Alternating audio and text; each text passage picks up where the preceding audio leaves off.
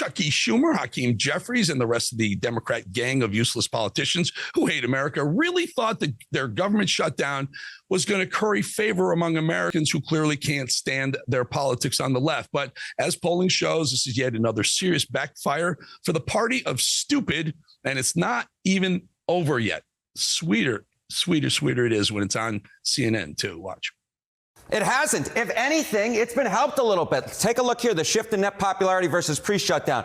When we're looking at the Republican Party overall, that brand actually up 2 points. That's within the margin of error, but clearly it hasn't dropped. Come over to this side of the screen. Look at the net approval ratings for Republicans in Congress. It's actually up 5 points since pre-shutdown. So what we're seeing here is the Republican brand in Congress has actually improved somewhat compared to where we were pre-shutdown, despite the fact that Republicans control. And that's the math that John Thune and Mike Johnson are looking at is, well, hey, why should we give an electorally speaking when our brand has actually improved a little bit?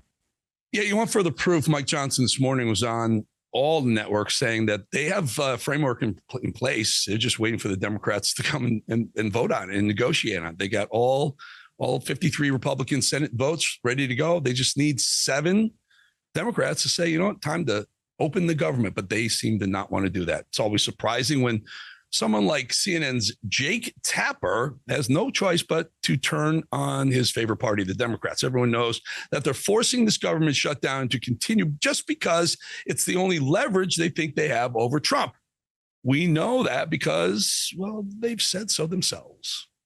Republicans control the House, the Senate, and the White House. Frankly, this is our only moment of leverage.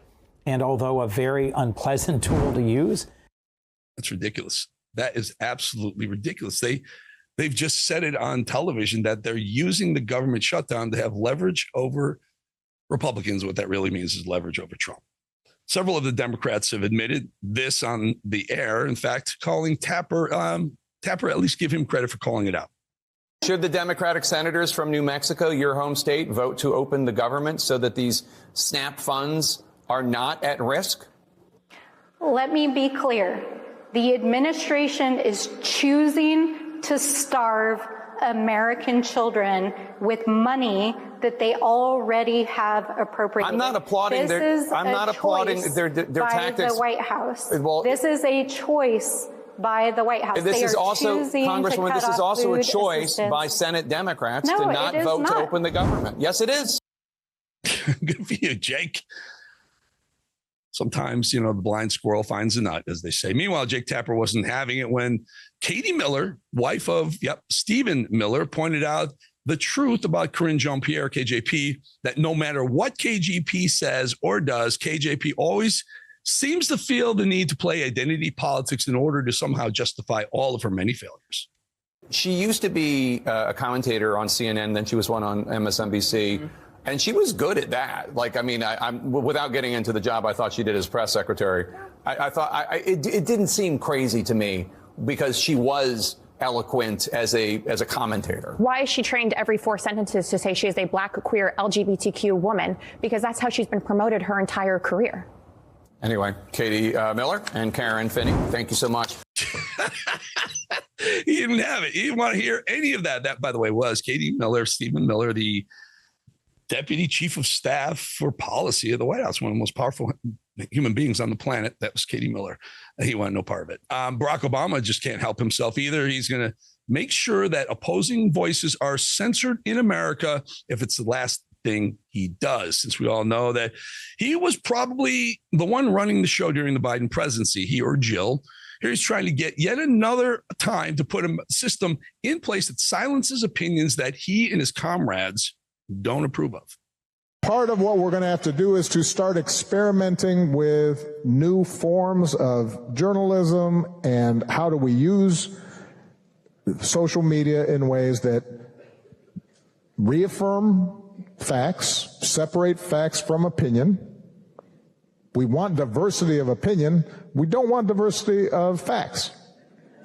That, I think, is one of the big tasks of social media. By the way, it will require some government, I believe, some government regulatory constraints. Okay, former President Obama, let's ask you this. Was it fact or opinion that Joe Biden was unfit for office, certainly the last 2 years of his presidency. I know what you're going to say. You're going to say it's opinion, but we now know it's fact. If this doesn't disqualify Jon Stewart as an important media cultural figure, I don't know what will. Here is Stewart talking to the Democrat Party's new god, Zohran Mamdani, the socialist. The comparison he makes here is so appalling, but then again, it's Jon Stewart. Listen. I wish you all the best. Honestly, I think any New Yorker who looks at someone getting an opportunity, who's representing communities that have not been as represented, a Muslim, a young person, a progressive, a democratic socialist, there are so many different communities that are looking to you. And this, I hate to put it on you, as a bit of a Jackie Robinson. Okay, Jon Stewart. Okay, New Yorker Jon Stewart. Just wait till that guy's, he's going to be mayor, folks. He's going to be the mayor of New York City. Just wait until your taxes get raised. Just wait till he says, you know what, we're going to start talking about Sharia law because, we got to take care of the Muslim community here. Like, just wait and watch the exodus out of New York to places like my home state of Florida now. Please just keep your New Yorkers there, please. In case anyone was wondering what's going on in the New Jersey race for governor, the Democrat candidate, Mikey, not even sure, wants to make absolutely sure that schools in New Jersey have a mandatory LGBTQ curriculum, also known as grooming our kids. I believe that parents have the right to oversee their children's education. I would push an LGBTQ education into our schools. Parents have a right to opt out of a lot of things, but this is not an area where they should be opting out, because this is an area of understanding the background of people throughout our nation. And right now we see, for example, at the Naval Academy, an erasure of history. Steve Sweeney. Here's the point. I mean, vote blue no matter who. That's what they do. No matter if they almost just wrecked the country over the last 4 years, grooming our kids to force feeding them on gay pride parades, trans agendas, allowing kids to go across children to go across state lines against their parents' consent to go get life-altering surgeries and taking life-altering drugs for the rest of their life. It's insane. These people, this is what I'm saying. When Trump's gone, the pendulum is going to swing right back to them. They're just going to take it back. They've learned absolutely nothing, folks.